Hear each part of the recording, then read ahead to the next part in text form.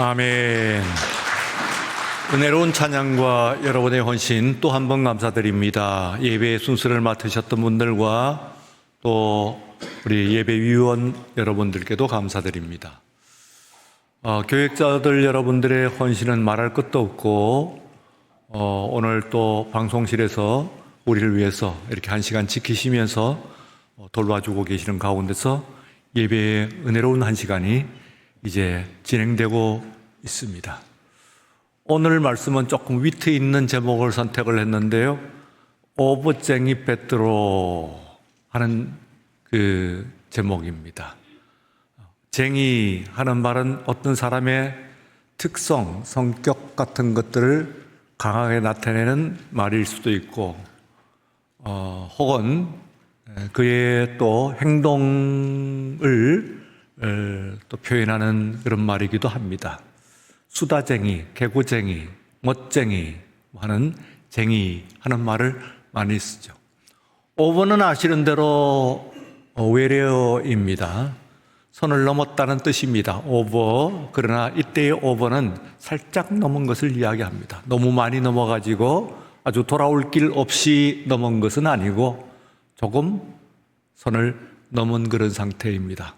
그 선을 어떻게 아느냐 하면은 우리들은 글로 심지어는 법 같은 법전적으로 정해져 있는 것들도 있습니다만 그러나 그렇게 명시적으로 적혀 있지 않다고 하더라도 대외계의 우리의 상식적으로 어느 선을 지켜야 된다고 하는 마음속에서의 선이 있습니다. 그 선이 말하자면 오버쟁이 하면은 자주 들락날락하면서 넘어가는 사람인데 바로 오늘 오버쟁이 베드로 하면은 베드로가 그런 사람이었다. 그는 우리가 보통 마음속에 정해져 있는 일상에서 정해져 있는 그 선을 넘어서는데 보통 어떤 사람들은 많은 사람들은 그 선 안에서 움츠립니다. 그리고 가능하면 그 선을 넘지 않으려고 애를 쓰는 그런 모습인데 그러나 베드로는 그런 모습은 아닙니다. 그래서 그를 다혈질이라고 이야기합니다. 다혈질이란 피가 많다는 뜻인데 실제로 그 안에 있는 몸에 있는 피가 많다는 것보다는 혈액적인 그런 성격이다. 뜨겁다 그런 뜻이죠. 피라고 하는 것이 뜨거운 것이니까 그만큼 성격도 그리고 또한 행동도 그만큼 뜨거운 사람이다. 분명한 사람이다. 그렇게 생각할 수가 있습니다. 오늘 우리가 보는 본문의 이 베드로는 원래 갈릴리의 그 바다에 벳세다라고 하는 동네에 있는 어부였습니다. 그런데 어쩌면은 이 갈릴리 호수가 또 다혈질적인 호수라고 볼 수 있고 말하자면은 베드로가 그 다혈질적인 갈릴리의 그 성격을 그대로 빼닮은 사람이다. 그렇게 생각할 수가 있습니다. 우선 우리가 갈릴리를 생각을 하게 되면은 갈릴리는 아주 특별한 바다입니다. 우선 호수라고 합니다만 그 긴 쪽이 21km 그리고 짧은 쪽이 13km니까 상당히 큰 그야말로 바다라고 이야기해도 조금 더 손색이 없을 정도로 큰 그런 호수다. 그렇게 생각할 수가 있습니다. 그런데 그것보다도 이 갈릴리 바다가 이제 성격을 알기 위해서는 그 갈릴리 바다의 지정학적인 그리고 기후적인 특징을 알 필요가 있어요. 우선은 이 갈릴리 바다는 아열대 지방에 속하는 지대입니다. 아열대 아시죠? 열대는 아니지만은 그러나 항상 따뜻하고 온난한 그런 기온, 햇볕이 아주 강한 그런 기온의 지역입니다. 거기에 속하는 지역 가운데서 특별히 갈릴리와 여러분들이 꼭 기억해야 되는 것은 해저 210m에 있습니다. 그러니까 갈릴리 호수의 수표면이 바다보다도 210m가 낮다 그 말이죠. 만약에 뚫려 있는 어떤 조그만 수로라도 있다고 한다면은 바닷물이 당장에 그 지역으로 범람을 할 것입니다만은 그러나 갈멜산을 비롯한 높은 제법 높은 산들이 주변을 둘러싸고 있기 때문에 지중해의 바다가 그것까지 범람하는 일은 없습니다. 그래도 어쨌든 간에 해저로 210m 깊이에 있는 바다다 보니까 하나의 그릇, 깊은 그릇 같은 것으로 생각을 하시면 되겠습니다. 아열대 기후에서 거기에 밑으로 깊게 파여져 있는 그런 호수이니까 어떻겠습니까? 거의 바람이 없습니다. 거의 잔잔합니다. 방해할 것이 없어요. 그런데 이 바다는 풍랑으로 유명합니다. 그래서 우리가 복음서 가운데서도 예수님과 베드로 그 제자들이 탄 배에 갈릴리의 풍랑을 우리가 몇 번 읽을 수가 있어요. 그래서 왜 그러냐 하면은 이 갈릴리 호수는 아래쪽으로는 요단강으로 물을 내려보내고 위쪽으로 물을 받는 곳이 바로 북쪽에 있는 만년설 헐몬산이라고 하는 산입니다. 그 만년선 레바논 산악지대를 타고 계곡을 타고 내려오는 차가운 물과 함께 공기가 여기에 들어오게 됩니다. 그럼 늘 그런 것은 아닙니다만, 그러나 이 물과 함께 이 차가운 계곡에 만년설이 녹은 차가운 이 물이 침범을 하게 그러면은 풍랑이 불어옵니다. 그러니까 다른 바다의 풍랑하고는 성격이 다르죠. 다른 바다는 어떤 바람이 일어가지고 이게 일어난 겁니다만, 그러나 그 사실은 이것은 불어오는 바람이 아니고 생성된 그런 바람이다. 그렇게 생각할 수가 있어요. 근데 이것이 찬 공기와 아열대의 그 따뜻한 공기와 섞이게 되면서 갑작스럽게 섞이게 되는 수가 있습니다. 그러면은 풍랑이 일어나요. 그러나 또 하나의 특징이 있습니다. 오래 가지를 않아요. 그 풍랑이.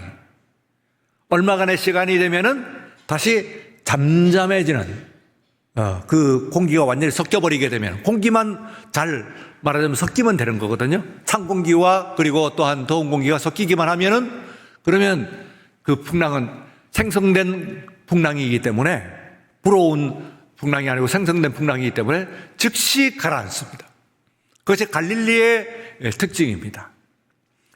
그래서 이 갈릴리가 뭐라고 어떻게 생겼냐면은, 아까 그 긴 쪽이 21km, 짧은 쪽이 13km 얘기했습니다만, 모양을 보시면은 사람의 심장 모양과 똑같이 생겼다고 그렇게 이야기를 합니다. 그러니까 정말로 피와 관련이 있죠. 정말 갈릴리 호수 자체가 다혈질인 그런 심장이 뛰는 것과 같이 그야말로 그런 모양을 가지고 있는 그런 바다라고 볼 수가 있습니다. 바로 이 심장의 피를 그대로 수혈받은 것이 베드로라고 볼 수가 있어요. 그래서 우리는 베드로에 관한 한 10여 가지의 중요한 일화를 복음서 가운데 찾을 수가 있습니다. 한 10개 정도가 나와요. 그 중에서 오늘 여기에 있는 이 본문은 예수님께서 이제 제자들과 마지막 식사를 하시던 장면입니다. 놀라운 것은 오늘 요한복음에서는 앞에 있는 공관복음에서 나와 있는 그 식사를 설명은 안 해요. 원래 그 앞에 있는 식사는 매우 중요한 식사입니다. 저녁 식사이긴 합니다만 늘 드시던 저녁 식사와 분명히 구분됩니다. 소위 최후의 만찬이죠.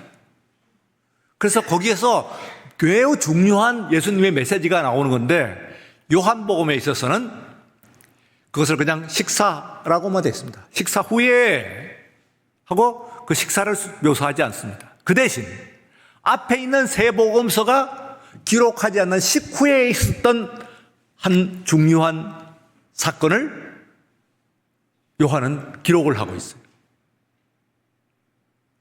그런데 이 한 사건을 통해서 우리는 베드로라고 하는 사람을 또 한번 아주 생생하게 체험할 수 있는 그런 내용입니다. 뭡니까?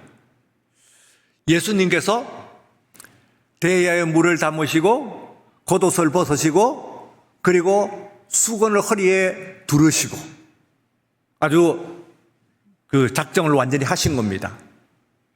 그리고는 제자들의 발을 씻겨주셨어요.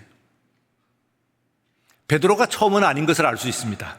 이미 앞에 있는 제자들, 마지막인지는 모르겠습니다만 어쨌든 앞에 있는 제자들의 발을 씻었어요. 그렇다면 이미 일은 진행이 되고 있습니다. 이미 예수님께서 반 혹은 그 절반 이상의 제자들의 발을 씻었다고 생각할 수가 있어요. 그럼 이미 진행이 되는데도 불구하고 베드로는 이렇게 이야기를 합니다. 자기 차례가 오자 시몬 베드로에게 이르시니 베드로가 주여 내 발을 씻을 수가 없습니다. 이미 다른 그 동료들의 발을 씻겨주고 계십니다. 베드로에 있어가지고 베드로는 침묵하지 않는다 그 말이죠. 내 발을 씻겨주옵소서. 내 발을 씻길 수가 없습니다 하는 이야기. 왜냐하면 이 발을 씻는다고 하는 것은 그 당시에 종이 주인의 발을 씻는 종의 대표적인 그런 업무 중에 하나예요. 그러니 주여 하고 불렀습니다. 그러면은 바로 이 주여라고 하는 말은 큐리오스 하는 말은 종이 주인을 부르는 말입니다. 그러면 베드로가 지금 주님이신데 내가 주님의 발을 씻어드리는 것은 가능하지만 그러나 주님께서 내 발을 씻겨주신다고 한다면은 그러면 종과 주인이 뒤바뀐 모양이에요. 그러니까 예수님께서 이르시되 7절에서 네가 하는 것을 내가 지금은 알지 못하나 이후에는 알리라. 그런 베드로는 지금 현재 그것을 모르고 있습니다. 좀 뒤에 제가 말씀을 좀 드리겠습니다만 그러자 베드로가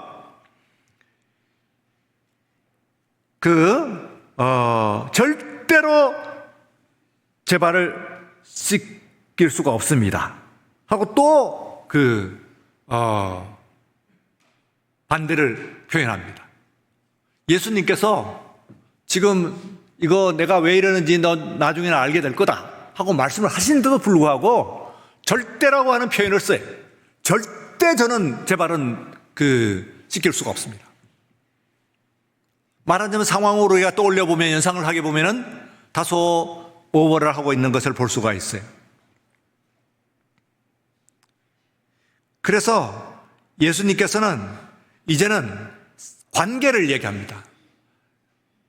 내가 지금 네 발을 씻겨주지 않으면 너와 나는 남남이야. 모르는 사람이야. 아무 관계도 없는 사람이야. 이 말에는 베드로가 움직입니다. 그럼 베드로를 알 수가 있죠. 베드로는 지금 주님으로 모시고 발을 씻길 수가 없다는 것은 예수님과 멀리 하려고 하는 뜻이 아니에요. 너무 예수님을 사랑하기 때문에 예수님을 너무나 존경하기 때문에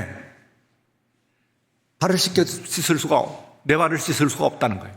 주님께서.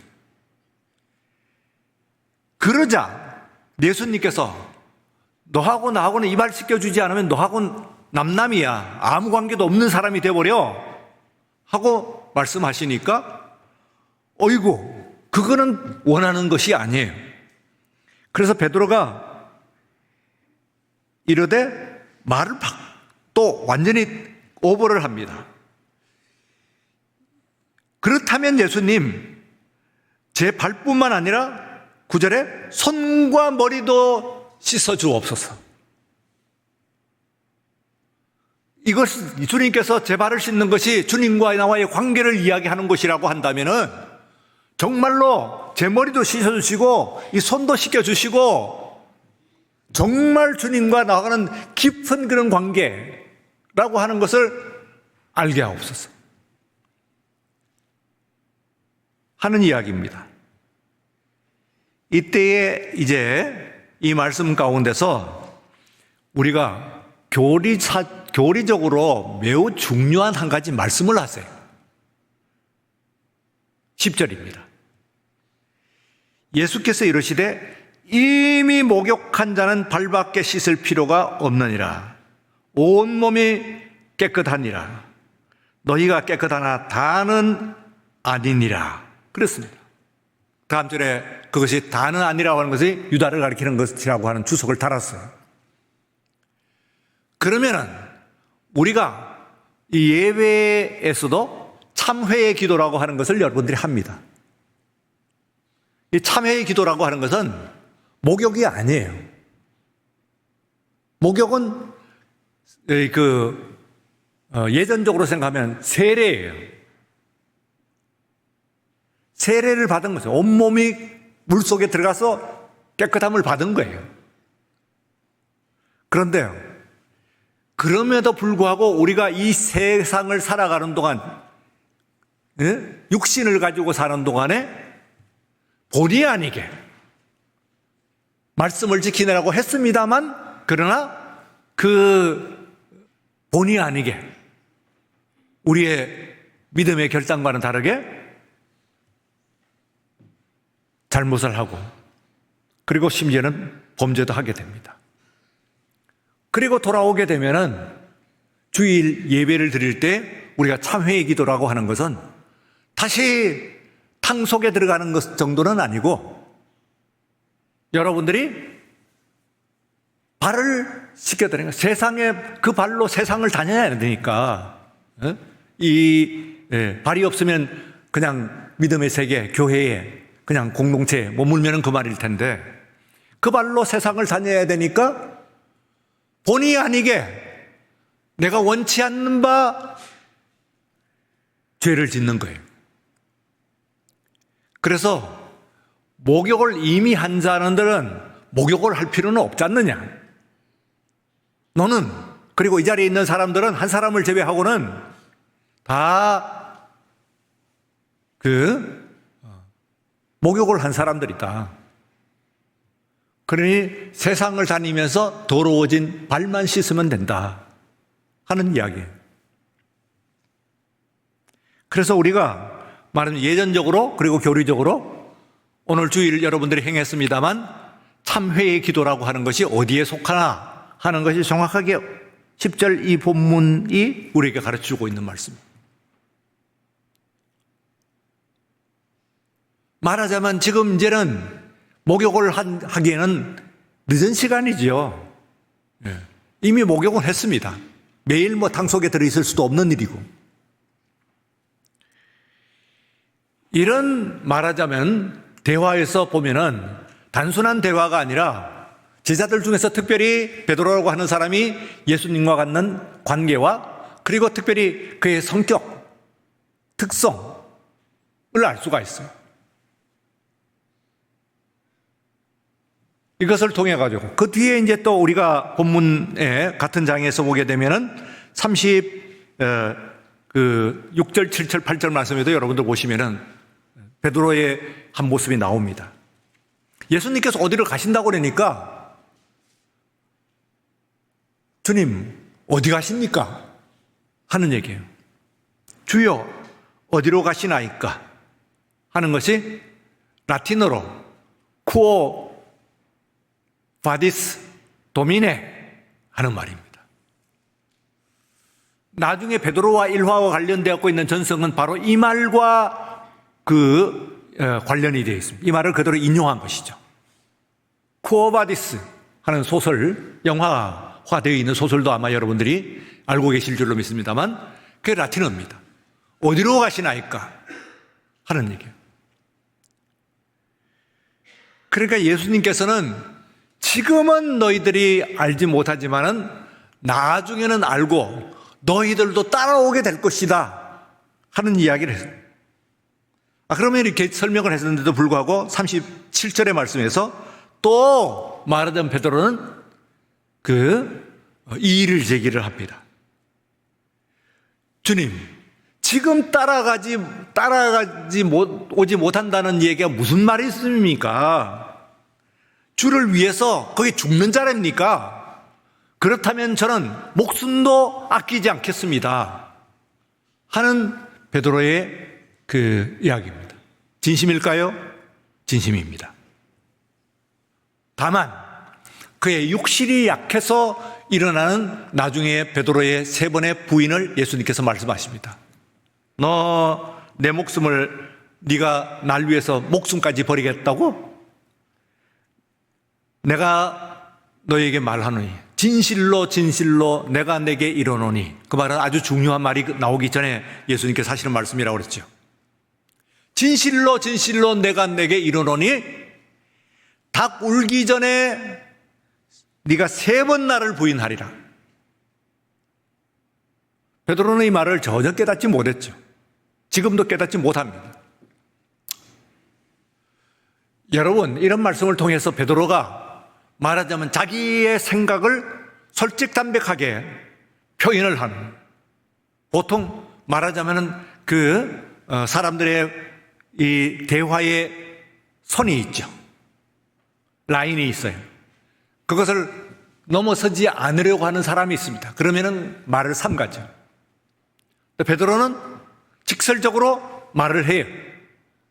그러나 자기 자신을 내보인다거나 혹은 과장하거나 혹은 허위로 이야기하는 적은 없어요. 베드로는 언제나 진심입니다. 그렇기 때문에 그의 이 문장들이, 센텐스가 성경에 이렇게 많이 기록이 되어 있는 거예요. 그래서 오늘 여기에 말씀을 드리는 것은 조하리의 창이라고 하는, 아마 여러분들이 그 심리학에서 나오는 자주 아는 분이 많이 계실 겁니다만 창이에요. 조하리의 창이라고 하는 것은 한 사람이 아니고 조라고 하는 사람과 하리라고 하는 두 사람의 심리학자가 인간의 관계에 대해서 설명을 하면서 상호 소통의 관계를 설명을 하고 있는 그런 창이에요. 그 첫 번째에서 보게 되면은 오픈 윈도우가 있어요. 그러니까 열려진 창이죠. 열린 창. 이것은 나 자신에 와서 나도 알고, 그리고 또한 여러분도 아십니다. 모든 사람이, 나를 보는 사람이 아는 부분이에요. 그것을 오픈 윈도우라고, 오픈 에리어라고 했어요. 열린 창이죠. 열린 창. 그러나 모든 것을 다른 사람이 보이는 것은 아닙니다. 그 밑에서 보시면은 히든 에리어, 숨겨진 창이 있어요. 이 숨겨진 창은 다른 사람은 알지 못하는, 나만 알고 있는 나의 부분이에요. 말하자면 그것이 숨겨진 창이에요. 그런데 오른쪽에 있는 두 창은 오히려 그 반대로 내가 모르는 창입니다. 이건 가려져 있는 게 아니라 블라인드 에리어. 가려졌는데 누구한테 가려졌냐면 나한테 가려져 있어요. 그런데 이 숨겨진 창은, 가려진 창은 다른 사람은 압니다. 그래서 다른 사람은 나를 보면서 저 사람은 어떤 사람이야 하고 이야기를 하는데 나는 그걸 몰라요. 내 어떤 모습, 재능 혹은 외모, 모든 것이 다 포함이 돼. 그리고는 마지막 창이 이제 unknown area라고 했어요. 미지의 창이라고 번역을 했습니다. 미지의 창은 나도 모르고 남도 모르는 나예요. 지금 여러분들은 그 창의 사이즈를 아주 똑같이 4등분한 창을 보고 있습니다만, 그러나 실제로는 저 창의 크기가 달라요. 열린 창이 많은 사람들은 많이 오픈되어 있는 사람이에요. 그러나 숨겨진 창을 많이 가지고 있는 사람은 맞으면 좀 부끄러움을 타고 그리고 자기 자신을 노출하는 것을 두려워하는 그런 모습입니다. 그리고 가려진 창은 자기가 자기를 잘 몰라요. 과라고 하는 표현을 썼는데 두 가지예요. 자기 자신을 과대평가하거나 혹은 과소평가를 해요. 두 가지 다 블라인드, 가려진 거예요. 사실은 자기는 그만큼은 아닌데, 그렇게 초라한 모습은 아닌데 자기를 너무 작게 생각하는 거예요. 그 반대로 자기가 실제로 갖고 있는 모습보다도 더 과장해가지고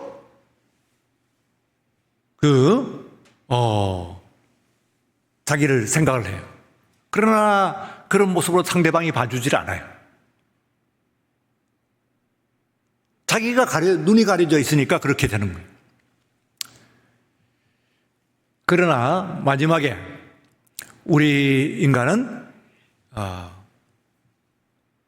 unknown area, 그러니까 미지의 창, 나도 모르고 남도 모르는 내가 있어요. 그건 정말 이때의 남이라고 하는 것은 우리들이 만나는 사람들을 얘기합니다. 주님은 다르시죠. 오늘 말씀 가운데서 주님은 베드로를 아시죠. 아무도 모른다 하는 말을 영어로는 only God knows 그럽니다. 오직 하나님만 아신다 하는 그 말이 번역을 하면은 누가 알겠느냐, 아무도 모르지, 그런 뜻입니다. 예수님께서는 베드로의 모든 것을 다 알고 계시죠. 그러나 베드로는 아직도 오늘 여기에서 있는 말씀 가운데서 주님과의 대화 가운데서 보게 되면은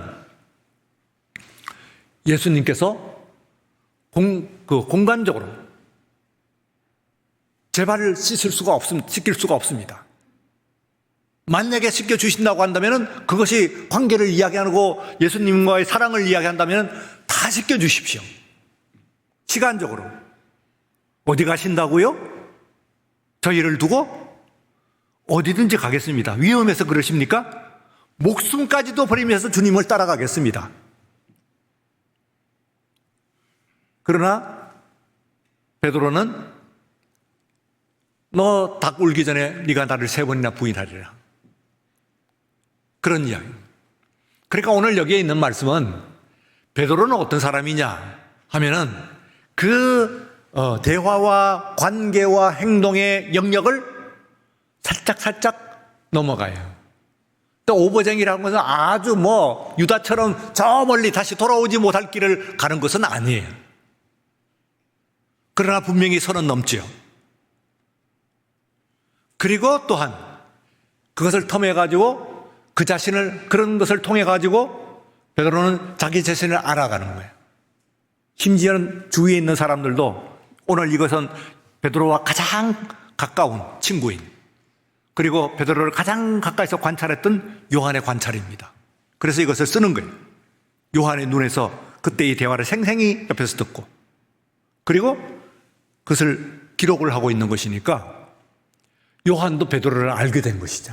이 사람은 어떤 사람이구나 하는 것을, 비록 여기에는 요한은 등장하지 않고 베드로와 그리고 주님과의 대화로 나오고 있습니다만 그것을 기록하고 있는 요한은 생생하게 봤어요.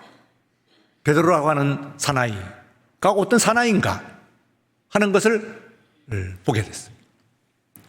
오늘 여러분들, 우리가 이 세상을 살아가면서 어떤 사람은 물론 시간의 길이가 중요합니다. 사람과 사람의 관계를 가지면. 그렇죠. 여러분들이 이 찬양대 여러분들은 서로를 조금 더 일반 다른 분들보다는 조금 더 잘 아시죠. 왜냐? 늘 만나고 하니까 그 사람의 이야기를 듣고 행동을 보고 하면서 물리적인 시간도 좀 필요해요. 그렇지 않으면은 모르죠. 그러면서도 절대로 우리가 물리적인 시간과 공간을 같이 했다고 해서 알 수 없는 부분이 있어요.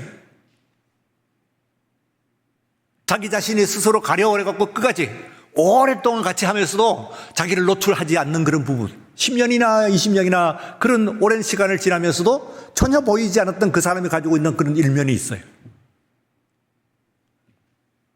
그래서 그것들이 영역이 넓어져서 같이 공유하고 있는 부분. 이때 오픈이라고 하는 것은 특별히 주님과의 나와의 관계에서 오픈입니다.